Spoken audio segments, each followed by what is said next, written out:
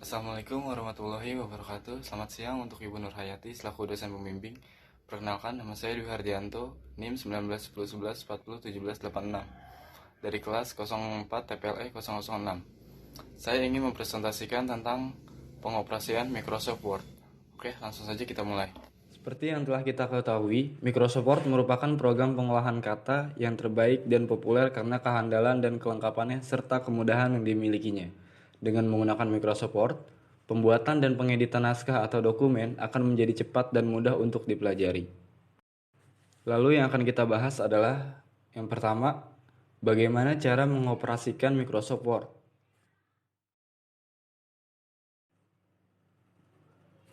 Oke, pertama-tama kita harus membuka aplikasi Microsoft Word-nya dulu ya. Klik Start, pilih menu Word.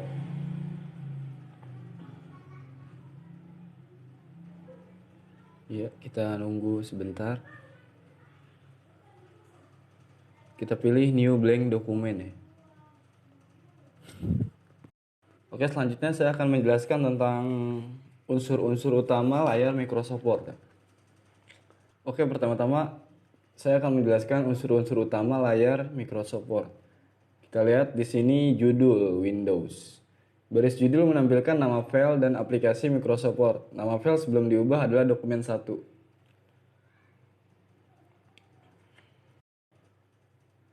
Pada pojok kanan sebelahnya terdapat buton minimize, maximize, dan menutup aplikasi Word. Lalu kemudian ada Office button, digunakan untuk membuat file baru, yang new, yang open untuk membuka file, save untuk menyimpan file, ada cetak yaitu print, dan keluar dari Word.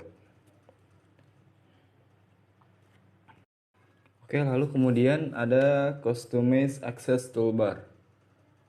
Ini digunakan untuk menampilkan buton-buton yang diinginkan untuk tampil pada taskbar. Sebagai contoh, jika kita klik button open dan new dokumen, akan muncul button tersebut pada taskbar. Sebagai tips, tampilkan buton yang sering Anda gunakan untuk mempercepat pekerjaan. Nah, seperti ini ya contohnya ya. Open udah keluar. Lalu kemudian kita akan membahas tentang menu. Setiap menu yang aktif yang kita klik akan memunculkan toolbar di bawahnya. Seperti ini saya sedang membuka menu Home. Lalu kemudian toolbar merupakan deretan tools atau gambar-gambar yang berbentuk tombol yang mewakili perintah dan berfungsi untuk mempermudah dan mengefisienkan pengoperasian program. Lalu kursor atau insertion point merupakan indikator tempat di mana teks akan muncul jika kita mengetik. Contoh aja ya. Posisi ini perlu diperhatikan karena Microsoft Word menggunakannya sebagai dasar dalam melakukan suatu pekerjaan yang kita perintahkan. Sebelum kita memasukkan teks, ada beberapa hal yang perlu kita ketahui. Yang pertama, tab digunakan untuk mengidentifikasi pada baris pertama. Word secara otomatis akan memulai baris baru sewaktu teks mencapai tepi kanan halaman.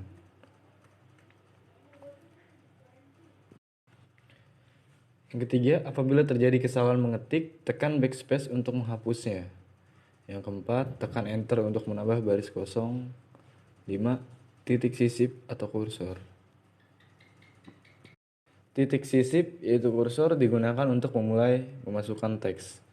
Yang keenam, penunjuk mouse bergerak di layar sewaktu mouse digerakkan. Penunjuk ini tampak dalam bentuk huruf I atau panah. Cara memperbaiki teks. Yang pertama, menggunakan mouse. Geser pointer mouse yang berbentuk huruf I ke posisi yang Anda kehendaki pada area teks dan klik mouse. Jika posisi yang Anda tuju tidak tampak, perlu menggulung ke lokasi yang diinginkan. Gunakan panah atas dan bawah untuk naik atau turun satu baris. Gunakan panah double atas dan bawah di bawah toolbar vertikal untuk naik atau turun satu halaman. Yang kedua, menggunakan keyboard. Jika Anda menggunakan tombol pada nomor keypad, pastikan bahwa numlock dalam keadaan off. Baiklah, selanjutnya perhatikan tabel di bawah ini. Arah kiri, maka satu karakter ke kiri. Arah kanan, satu karakter ke kanan. Arah atas, satu baris ke atas. Arah bawah, satu baris ke bawah. N ke akhir baris. Home ke awal baris. Pack up, naikkan satu layar. Pack down ke bawah satu layar. CTRL-N ke akhir dokumen. CTRL home ke awal dokumen. Selanjutnya adalah memformat paragraf. Untuk memformat paragraf, kita blok dulu. Di sini pilihannya ada left, ada center, ada right, dan ada justify. Bisa juga menggunakan keyboard dengan menekan CTRL-L atau CTRL-E, bisa juga CTRL-R dan CTRL-J. Atau kita juga bisa menggunakan increase indent atau decrease indent untuk agak ke kiri. Kita juga bisa merubah jenis font, misalnya, atau ukuran font.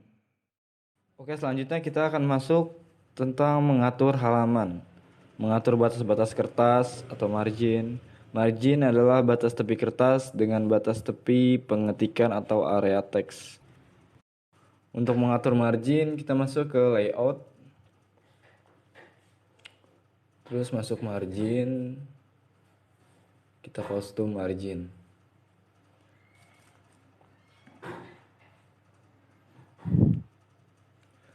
Mengatur ukuran kertas, paper size, diatur sesuai kebutuhan, misal kuarto, folio, amplop.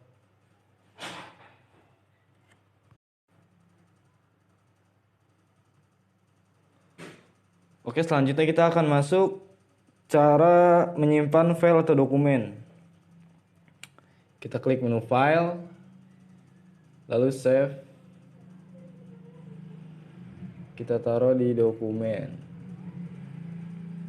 Nah, atau bisa juga kita menggunakan keyboard dengan menekan CTRL berbarengan dengan huruf S, dan akan muncul seperti ini.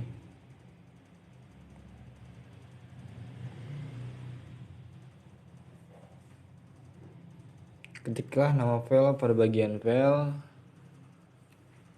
judulnya sudah otomatis. Kemudian kita save. Baik, untuk yang terakhir, saya akan memberikan kesimpulan dan juga saran. Oke, untuk kesimpulan yang pertama, di era globalisasi ini sangat diperlukan khususnya bagi pelajar untuk menguasai ilmu komputer seperti Microsoft Office Word. Yang kedua, Microsoft Office Word sebagai salah satu ilmu komputer yang banyak dioperasikan di seluruh dunia. Oke, untuk saran, perkembangan dunia di era globalisasi ini memang banyak menuntut perubahan ke sistem pendidikan nasional yang lebih baik serta mampu bersaing secara sehat dalam segala bidang.